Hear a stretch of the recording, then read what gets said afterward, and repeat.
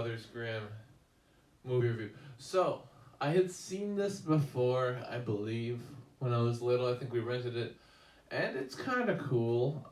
There's a few minor things I have issues with, but for the most part, it's kind of a fun action comedy set.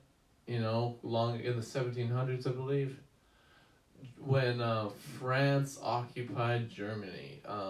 So that's it. I didn't even know this, so it was kind of interesting. Obviously, a lot of this is not true, but I think that part is true.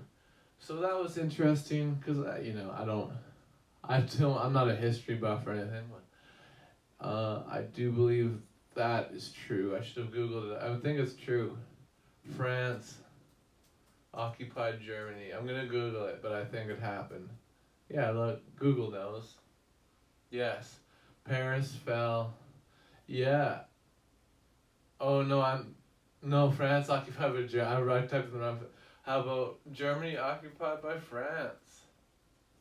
That's what I wanted to look up. But yeah, it follows the Brothers Grimm, obviously. Allied occupied Germany. Okay, so. Okay, no, that's still talking about. Maybe this didn't happen. This is something I should have checked before, probably. When was the last time Germany was occupied? 1700s. Maybe if I type it in specifically, we can find out. 18th century history. Okay, yeah. Oh, maybe no, it was true, I think, but it's not letting me use Wikipedia. Okay, but anyway, I'll just get into it. So, the movie itself. Let's just get into the film. Whether or not the history is real or not, I guess it doesn't matter that much. But in this time period, and in this story, France is occupying Germany, and it's fun. I like the way the story's told because the Brothers Grimm are sort of con men at the start. So they'll go to a town, and they'll claim that they will be able to rid this town of their ghost or witch or monster, or whatever. But then they'll create it themselves. They'll have people acting, and then they'll of course get rid of the monster. But they created it themselves. So they're being con men. They're being cheats. And I kind of like that as a start because you get that at the beginning, but then of course it leads into there are these real creatures. There is this really fantastic fairy tale story, and it's just cool because it takes all these fairy tales and just like little bits of it. Some of them, like, it doesn't even have to be, and they're not the full story. They're just little, like you'll see Little Red Riding Hood, or you'll see a wolf, or you'll see Hansel and not Gretel, little things that are similar, and you can take this and be like, okay, maybe, like, obviously this isn't based on a true story at all, but you can say hypothetically to the story that the Brothers Grimm, or specifically the one brother in this story is really writing the story, is Jacob. You could say he took all this information and he spun them into his own stories. And then the Brothers Grimm, I think actually a lot of the stories originally are from other countries and stuff, and they sort of made their own versions of the stories. But that's neither here nor there. We're talking about this movie, so I'm gonna try to stay focused on that. But I liked this movie generally. It's a fun, like, action romp. There's kind of funny jokes. I enjoyed it. I at least enjoyed it somewhat. It's a little long. It's like an hour 59. It could have been maybe cut down a smidge, but it's not too bad. It's fun. It's a fun movie, but yeah, the problems that I have with it are sort of these nitpicks, and I'm gonna have to sort of ruin the ending. But that's one of my main problems with it is the ending. So I will have to talk about that. But before we talk about that, let's talk about the accents. Because the accents, this is a trope that's in a ton of movies, so I feel like maybe I shouldn't say it, but I'm saying it because it bugs me. And honestly, not just this movie. Any movie that does this, I don't like it. It's where it's obviously everyone's speaking English.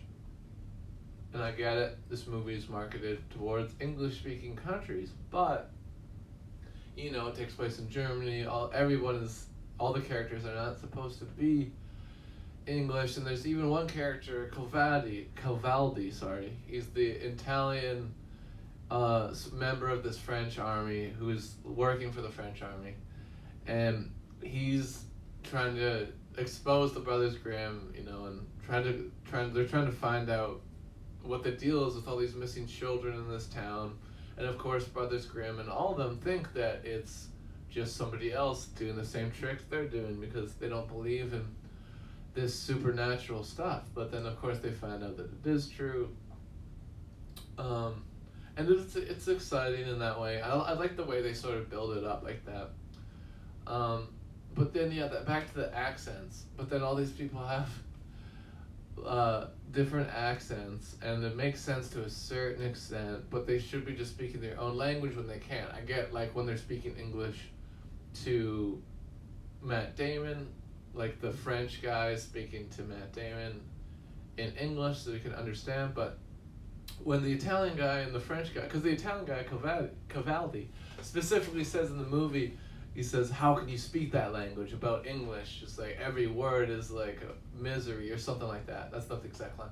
But the point is that he doesn't like English, but then when he's given the opportunity to not speak English, he's still speaking English in these parts when he's talking to French-speaking people or possibly Italian-speaking people, but he's the only Italian character that I think we see, as far as my knowledge goes anyway.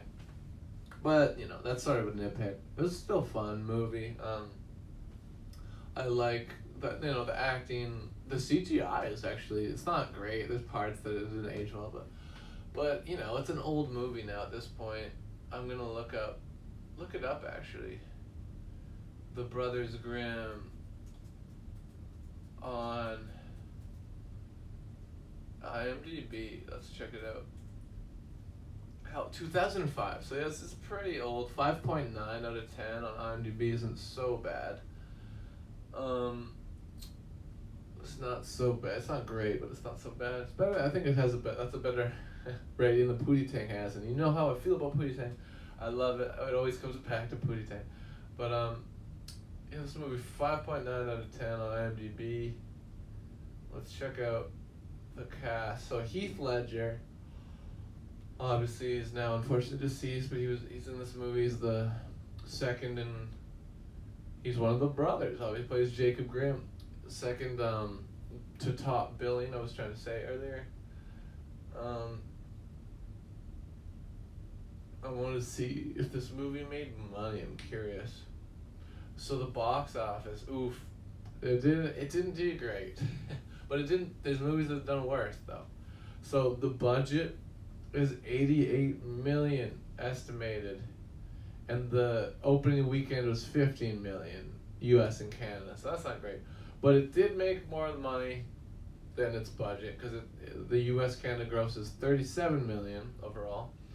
Again, to $88 million, that's not great, but the gross worldwide was $105 million. So that helped. That they made their money back, but it wasn't a huge hit, I don't think, by any means, for the studios.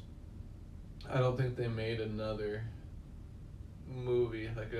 They sort of set it up for more at the end, but I don't think they made another movie, and I get why. But it was kind of fun, It sort of reminds me of, and I think that's why it was recommended after I was talking about that one, but Van Helsing that I reviewed before. Van Helsing with Hugh Jackman. When I was talking about that movie, someone was like, oh yeah, you should review Brothers Grimm. And it is similar. And honestly, I think I like this more, actually, than Van Helsing, although I like Van Helsing. But this one was just a little less reliant on CGI. Obviously, you need CGI for something. But I think they picked just a little bit better the things that they needed to use CGI for in this one. In the Van Helsing, there's a lot of times where I feel like they could have used practical effects, but they were just like, fuck it, throw that shit in there, CGI fuck fest. And I get it, but you know, I'm a practical guy. I like the practical effects more. It's just who I is. And you know, you're just not gonna be able to escape the CGI and everything. That's of course the case. So I have more to talk about with this movie. The basic plot, I sort of said, with the Brothers Grimm, they're con men, but then they're captured by the French and forced to try to find these other people who they think are con men, but they don't really exist because it's actual supernatural activity. It's actual ghosts and monsters and witches and whatever. But really specifically, it's this queen that's been alive for 500 years in this tower. She has the spell for eternal life, but she doesn't have the spell for eternal youth, so she's rotting away and she's old, so she needs all these children in these graves, 12 children or 12 women or whatever, something like that, all in these graves. And once they're in these graves, then she becomes beautiful again and gets her eternal youth. And that's what the plot is, you know. Obviously the Grimm they don't want these children to die, the town and the Brothers Grimm, so they're trying to stop that. And yeah, this is when I'm gonna have to say spoilers alert. Spoilers alert. I'm gonna spoil it right away here. So if you haven't seen this movie, maybe close your ears, or if you know, maybe don't give a shit. You know, I think the movie will still be enjoyable even with these spoilers. But anyway, at the end of this movie, there's a part, Matt Damon, again, spoiler alert, Matt Damon is stabbed, and then the queen uses this magical pen thing and stabs him with it to give him life back. And I have no problem with that. That makes enough sense because of magic, whatever, yeah, you know? But what then doesn't make sense to me is then the queen gets, you know, I'm just gonna say, she dies. I mean, I feel like that's obvious, like that had to happen. She's the villain. She had to die, you know. But, so she gets cracked up, and I don't mean like crack cocaine, I mean like glass cracked up. And Matt Damon is then, he gets flown over, and he ends up going over the edge of this tower and falling down on the ground. And remember, he's also been stabbed, and this pin is out of him at that point, and then but he's still somehow alive. That's my problem. I don't get, it doesn't make any sense how he's still alive. He survived that ridiculous fall, and being stabbed, because they took out the pin, so you think that like he has this huge wound that he would just be dead now. And also, again, he fell from really high up. So, I don't know. It doesn't make sense that he's still alive. And honestly, it doesn't even make sense that the other one is still alive either, because he's in the tower and it crumbles down. I feel like he would also die. There's a few times where it's like, okay, well, they would have died. And I get it, it's a movie, but still, I feel like I had to say it. But other than that, this movie is fun. It's it's good comedy throughout. It's not super hilarious, but there's some good quips, some good jokes. The effects are generally good for the time, anyway, for 2005. Some of it has held up decently, I think. Like the trees moving around and stuff generally looks okay, but sometimes maybe not. But again, it's an old movie, so you can be forgiving of it, I think, a little more. But yeah, I'm going to move on, I think, to the next film. I did like this.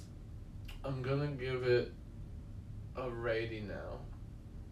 Before we end here, I'm gonna give it a rating, then we're gonna move on. Where's my marker? Oh, it's over here. I'm gonna give it a rating, and then we can move on to the next film, which is Mr. Nobody with Jared Leto. But for now, I'm gonna rate this.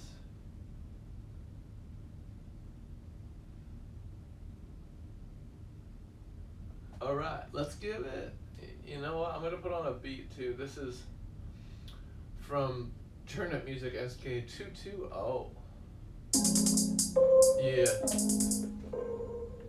I'm gonna give this movie. You know what? I'm feeling this is a 7. A solid 7. I think that's fair. You know? It's not bad, you know, it's maybe even good, but it's not perfect, it's not great. But it's a fun sort of turn your brain off popcorn movie. The Brothers Grimm, 7 out of 10 does. You know, some things like the accents and the way it ended, I didn't love, but it was still pretty fun. And honestly, Matt Damon's good, Heath Ledger's good in it, all the acting's pretty solid.